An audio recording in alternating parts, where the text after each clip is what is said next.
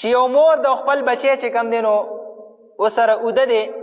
او دا ور باندې د شپې راواړېږي او هغه سا ورله بند دی کي او موږ او تاسو ورته وایو په پښتو کې چې لاندې کي، نو چې داسې وشو نو په دې مور باندې څه لازم دي؟ نو دا هم قتل خطا دی او د قتل خطا چې کوم حکم دی چې دیت دی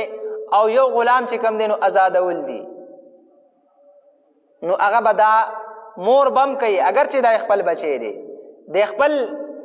د خاوند ته د دې ماشوم وارثانو ته دا کم ماشوم چې کوم وجلې شوی دی د دې وارثانو ته د پلار ته به دا دیت ورکوي،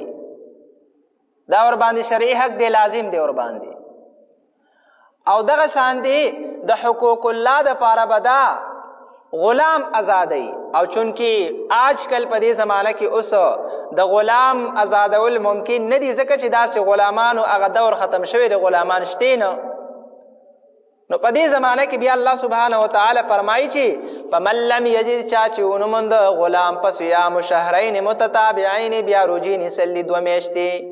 پی در پی چې کوم دی نو روجې نیسلي پی در پی مسلسل، نو دا مور چې دا خپل بچی لاندې کړی دی د وجې نه هغه ماشوم وفات شوی دی نو دا مور به 2 میاشتې پی در پی روجې هم نیسي او دغه شانې دیت به هم خاوند ته ورکوي وارثانو دې ته.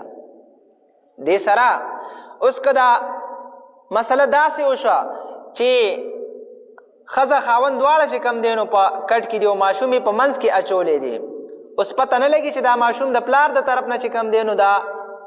مړ شو که د مور د طرف نه مړ شو، نو په دې ټایم کې دا دواړه په دې کې شریک دواړه به چې کم دی نو دا دیت هم ورکوي په شریکه باندې او په شریکه باندې به چې د دې ماشوم چې کم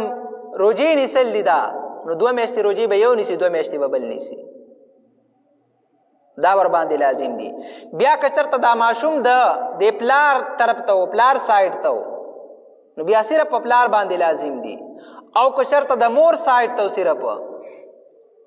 نو بیا صرف په مور باندې لازم دي او دیت هم بیا په مور باندې دی.